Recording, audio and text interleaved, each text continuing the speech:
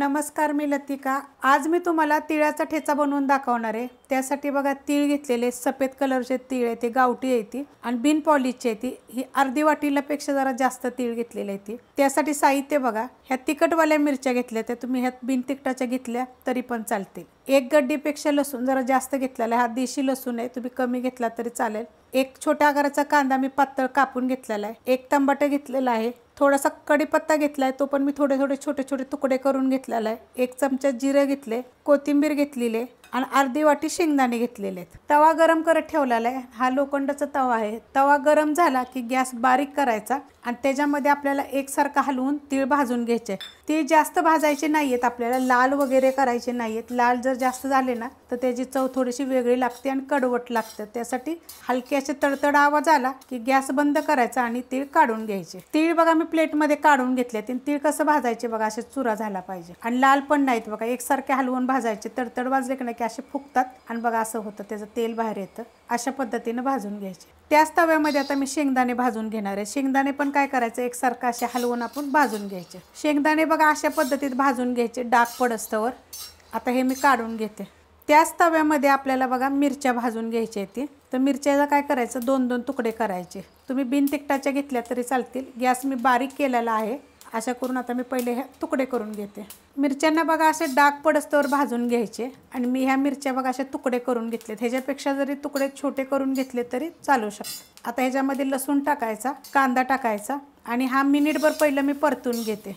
कांदा हे बघा चांगला असं भाजून घेतलेलं आहे। असा कलर असतो सगळं भाजून घ्यायचं। ह्याच्यामध्ये बघा लसणाच्या पाकळ्या पण चांगल्या भाजल्या गेलेल्या आहेत। आता ह्याच्यामध्ये आपण जे टमाटे घेतलं होतं ना, त्याचं बी काढायचं आणि असे तुकडे करून मी ह्याच्यात टाकून देते। बी काढा, पण त्याचं बी नका ठेवू, जेवढं निघतंय तेवढं काढायचं। आता ही पण ह्याच्याबरोबर आपण परतून घेऊया। गॅस आता मीडियम आहे। अशा पद्धतीने बघा हलवून हलवून भाजायचे। आता ह्याच्यामध्ये मी काय करणार आहे, जिरं टाकणार आहे। अर्धा चमचा जिरं घेतलेला आहे। जो आपण जेवतो ना तो चमचा, अर्धा चमचा जिरं घेतलेला। आता ही जरा टमाटे आहे ना, आपण आता हे असं तुकडे करून घेते ह्याच्यामध्ये, म्हणजे पूर्णपणे आपलं सॉफ्ट होईल, कारण ही नरम झाले लगेच बघायचे तुकडे होतात। टमाट्याचे बघा मी असे तुकडे करून घेतलेत हलवत हलवत। आता ह्याच्यामध्ये आपण जागा करूया आणि ह्याच्यामध्ये थोडंसं आपण तेल टाकायचे। एक छोटा अर्धा चमचा बघा मी तेल टाकलेलं आहे। आता ह्याच्यामध्ये बघा कढीपत्ता टाकते। कढीपत्ता स्वच्छ धुवून मी कापून घेतलेला आहे। आता हे पण ह्याच्यामध्ये एक मिनिटभर परतूया आपण। मिनिटभर परतून घेतलेला आहे आणि गॅस एकदम मी आता बारीक केलेला आहे। आता हे असंच मिनिटभर ठेवते मी।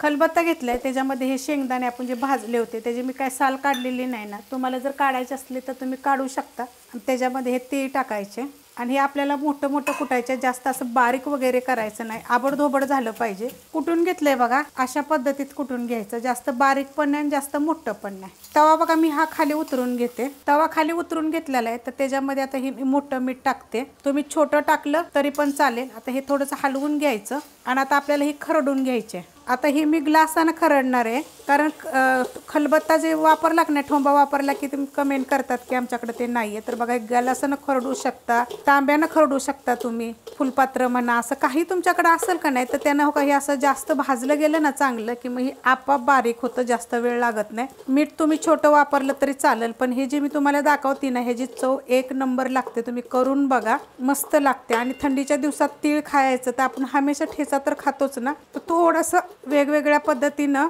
बनवायचा आणि खायचा प्रयत्न करायचा।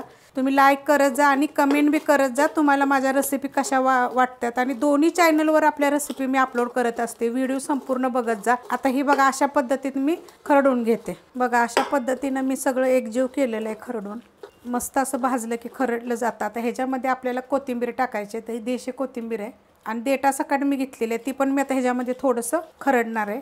कोथिंबीर टाकल्यानंतर बघा मी खरडून घेतलेलं आहे। तवा हा कसा जाड असल्यामुळे ना जास्त वेळ गरम राहतो, त्यामुळे बघा किती मस्त असं खरडलं गेलेलं आहे। आणि कोथिंबीर मी देठा सकट घेतलेली आहे। आता ह्याच्यामध्ये आपण तीळ आणि शेंगदाणे टाकून घेऊया। आता हे सगळं आपण असंच मिक्स करायचं बघा, हलवून हलवून।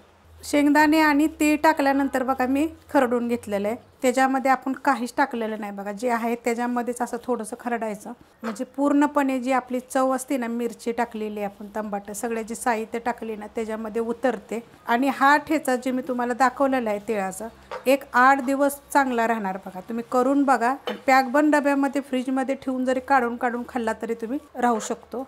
आणि चवीला एक नंबर लागतो। तुम्ही हे अशा पद्धतीच्या वेगवेगळ्या रेसिपी मी जे तुम्हाला करून दाखवते तुम्ही करत जा आणि मला इंस्टाग्रामवर फोटो जरी पाठवले तरी चालतील। पूर्ण बघा एक जीव करून घेतलेला आहे, अशा पद्धतीत केलेलं आहे। ह्याच्यामध्ये आपण काहीच बाकीचं आता टाकलेलं नाहीये, त्यातच हे झालेलं आहे आणि एक नंबर होतं।